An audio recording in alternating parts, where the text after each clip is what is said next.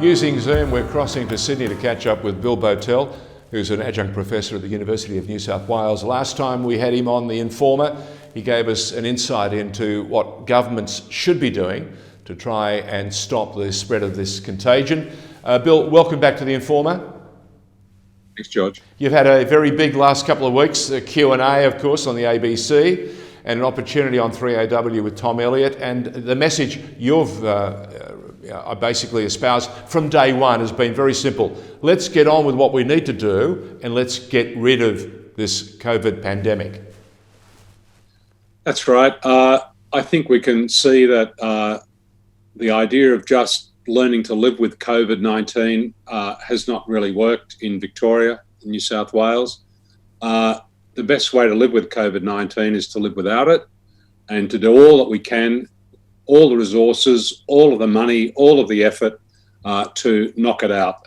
I think it's a counsel of despair, really, to go through all of the terrible trauma and disruption of lockdown number 2 in Victoria and come out of it and still not be rid of it. Now, we've got to learn from what works in our neighbouring states, in Australia and in New Zealand.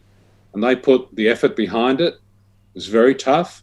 But I think tonight, where would you rather be opening up a business or going to school or running a restaurant or living? Would you rather be in Melbourne or in Auckland? Yes. One has worked pretty well. And I'm afraid that the other one, as we see, is working pretty poorly. Well, the reason I think one has worked is because the government did not waver. It understood its mission from day one, and tough as it was, it hung in and got the job done. Yeah.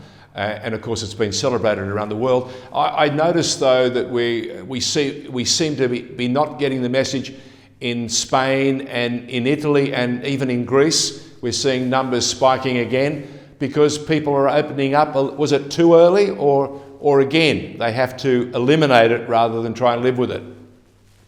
Look, we know what works in a behavioural sense. We know it because we saw it after the lockdown 1 in Australia and in Victoria. They had several days of zero community transmissions. And in New South Wales, there are about 3 weeks of zero community transmissions.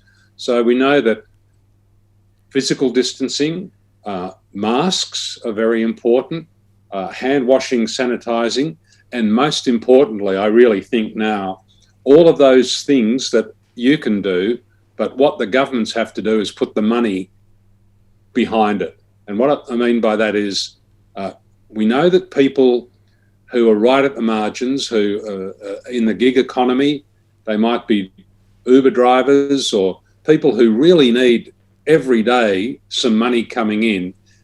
If they don't have access to the right funding and support right when they need it, you have a terrible disincentive because they get a cold or a sniffle or they've been exposed to it and they're faced with this terrible choice. Do I go for a test, maybe 14 days in isolation? And if I do that, where's the money coming from to put food on the table or pay the rent? So we can see that money behind the right strategy is just about as important as masks and physical distancing and hand washing and sanitisation and so on. All of those things are going to... Yeah. Bill, can I just run you back to the late 80s when you were running the campaign at the time to ward off the challenges that AIDS and HIV was presenting to the community. You were there, you were an advisor to the government of the day. I think it was the Hawke government, and the health minister was Neil Blewett. Your advice then seems to me they listened then and they stayed the course. Why are we seeing so much prevarication, so much, oh, she'll be right, mate, and we've got it under control now? Well, it's a very good question. But I certainly know in the days we had to deal with HIV, we had the terrible initial period of fear and confusion. Nobody knew how infectious it was. In those days, it took months actually for science to figure out what it was. Nobody knew at the beginning that it was a virus.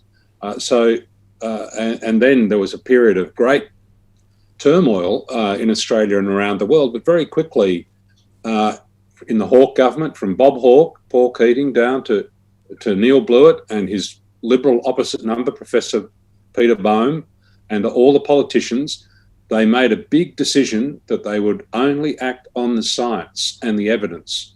And we got more information, what was working around the world. We asked our doctors and the people who are most affected by the epidemic of AIDS at the community level, the gay men, people with haemophilia, injecting drug users, sex workers, the people who are right there at the front, and said, what do we have to do to make a behaviour change? Because we know then that it was only behaviour change we had, just like now.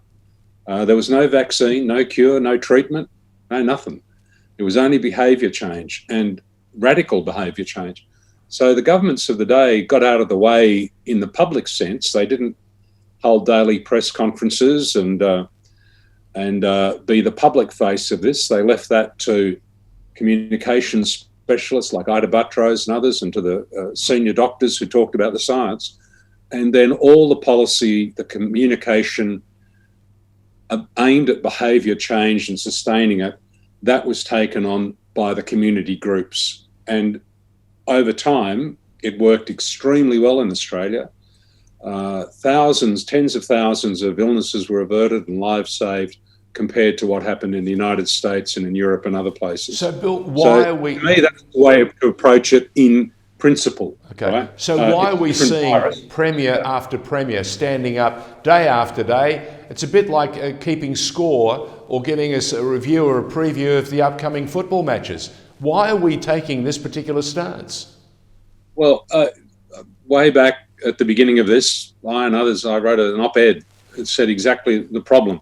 The problem with politicians in general, and politicians, they're not motivated, they're not wanting to do the wrong thing. I don't believe Scott Morrison or Daniel Andrews or Gladys Berejiklian, they want to get rid of this. But there's a great weakness in politicians fronting the public effort because, as we know, half of the community didn't vote for them. And beyond that, young people who don't look at traditional media and so on, politicians in courtyards holding press conferences, they'd rather put a fork in their eyeball than watch that. Now, that's the truth. It's an unpalatable truth, but it gets in the way of the right messaging. And then, as we've seen in this epidemic, what was right or we thought was right or could have been right at the beginning changes as the evidence and the science come in. And we saw that with masks. Right at the beginning of this, there was a great refusal by the advisors to the politicians and the politicians to say that masks were very good, that they had to be used. They said, no, we don't have to do that in Australia. They didn't take the evidence that was accumulating in Europe and elsewhere in America. And so they didn't. Now, masks are imperative, but if you have politicians, they tend to regard what they said 2 and 3 and 5 weeks ago as absolutely right, and getting them off that position to change course as politicians is really hard for them. And we don't have time to waste. When the facts change and the advice has got to change, then the policy has to change really fast. Otherwise, it's outrun by the virus, as we've seen in Victoria. Bill Bowtell, thank you for joining us, and once again for talking and trying very hard to speak the truth. We really appreciate it. All the very best. Thank you, George. Thank you.